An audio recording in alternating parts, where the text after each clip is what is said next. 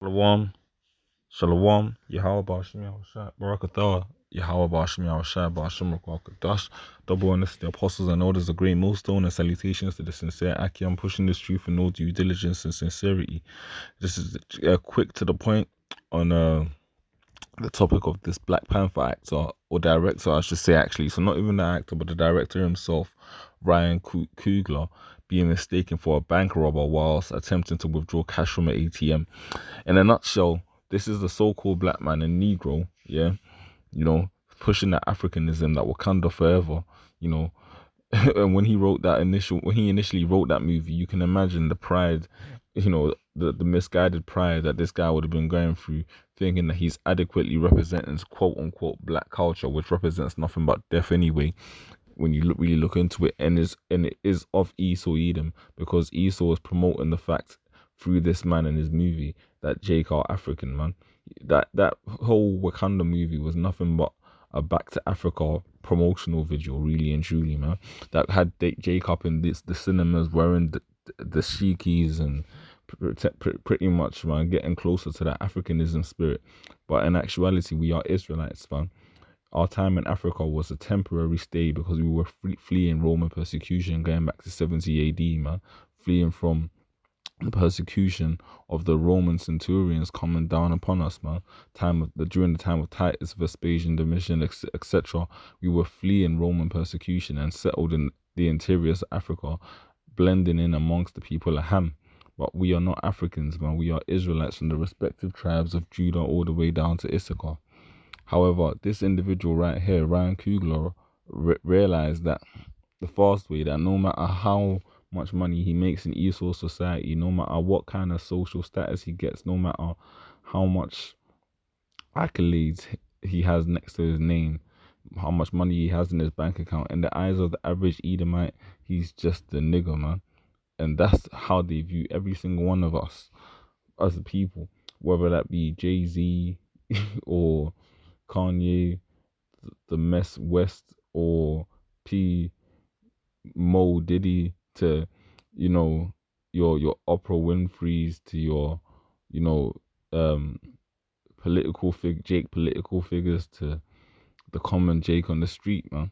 You see, this individual right here is probably a millionaire, and he went into a bank and pretty much got handcuffed and nearly got arrested.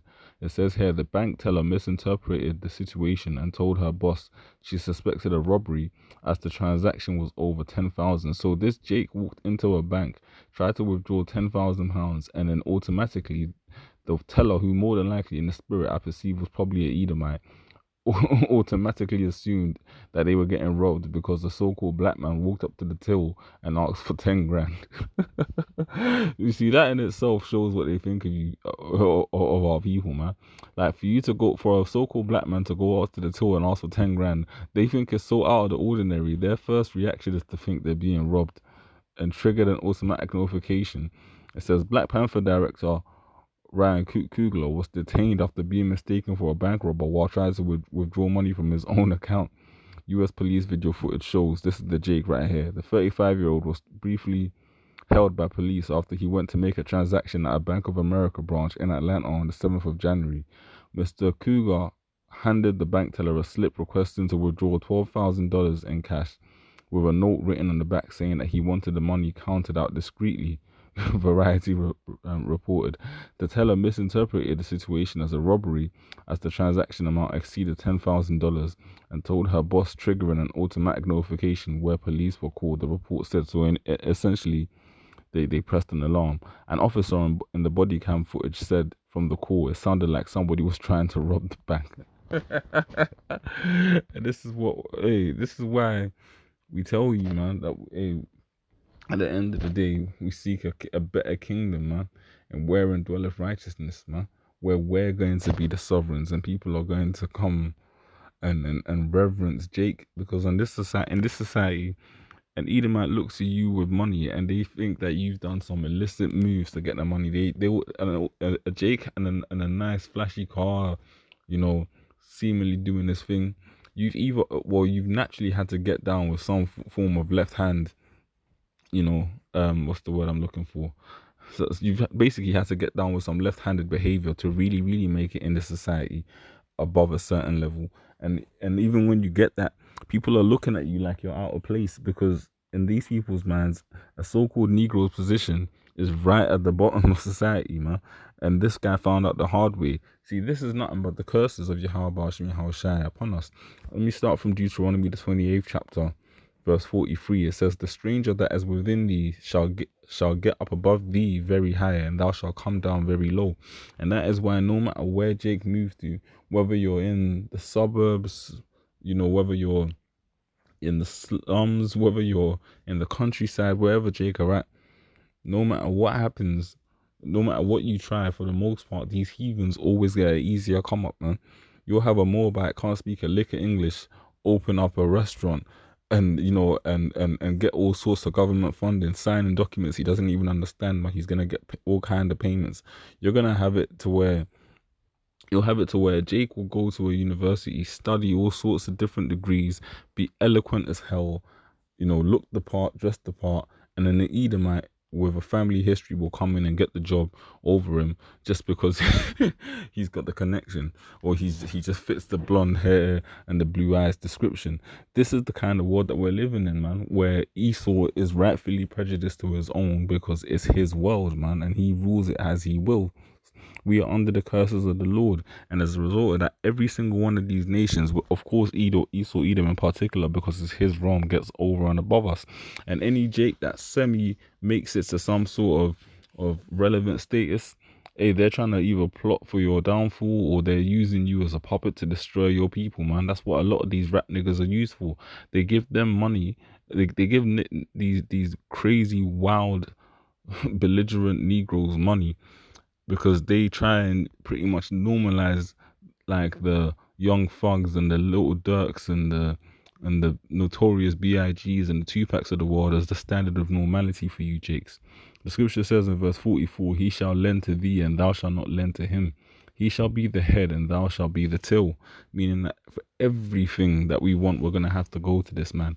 That's why his face is on the money. You see, you have a lot of Jakes in this day and age that are on this year, get down with the economics, son. We're gonna get together, we're gonna flip this, make that money, invest in such and such, and we're gonna build out, we're gonna have a Black Wall Street too. There's even a music label named Black Wall Street, man, because Jacob's still in that dazed phase of trying to make something of themselves in Esau society. They think they're gonna economically overpower Esau and somehow in Esau's realm become a more powerful force than him in his own world, man. It's not going to happen. You see, this man, at the end of the day, he rules the society with an iron thumb, man. And any progress you think you're making is because he's allowing you to make that progress to a certain degree. This man controls everything. And if you really understand the nature of this devil, he's trying to get things to a position where he can literally trace you anytime, anywhere, anyhow, 24/7, 365 round the clock, man. Programmable money, robotics inside of you, like where literally everything you own is leased, and given to you at the liberty of the government and can be withdrawn at any point in time. You see, but what this man is working towards is a total draconian totalitarianism state, man, where literally everything, yeah, is at his mercy, man, where he's literally omnipresent, omniscient, and omnipotent, man. That's why the scripture in Second Thessalonians, the second chapter, describes him as, trying to pretty much put himself in the most highest stead. But this is the devil that we're dealing with. You gotta understand, more and more this is gonna be happening. Look at Floyd Mayweather, man. The IRS be after him. Esau Eden be hemming him up all the time, and he's supposedly the greatest boxer that ever lived. They're trying to say he's better than Ali and Tyson and the rest of them. He's out here pretty much as the standard of money. They call him Floyd Money Mayweather. He's the standard of riches and benevolence amongst the Negro society. Yeah, because I say that because a lot of you Jake's in the right spirit. There, he's the head of the Negro society in terms of how to make it. Him and Jay-Z, and they're both literally looked down upon, man. When you really do your research, Edomites look down on Jay-Z, man. They call him little money, man, because really new money. Because really and truly, he ain't got none of that old school slavery money. Hey, Jake, our people have, even if you want to take just the period of slavery and about a 450 plus year disadvantage, man, in comparison to a lot of these heathen nations. And that's why we're fucked up as a people, man. That's why our people are at the end of the day, for the most part, destroyed and really just need to be reset and come back righteous, because we're not going to get nowhere in Esau Edom's realm, man. Haggai 1 and 6, you have sown so much and bring in little. Ye eat, but ye have not enough. Ye drink, but you are not filled with drink. Ye clothe you, but there is none warm. And he that earneth wages to put it into a bag with holes. That's why the average Jake lives their life within their overdraft. You know, that's why within the average Jake family, when you're, about the age of 16, your parents get you working because they need you to make that extra money to help them make ends meet, because they're not able to even literally give you the bare minimum based off their two incomes in the vast majority of cases. That's why, ultimately speaking, man, within our society, what's it called, Esau Edom is able to make profit off us from both his music industry and his incarceration system, because of the fact that they play Jake, man. They play us against each other. They play the system against us.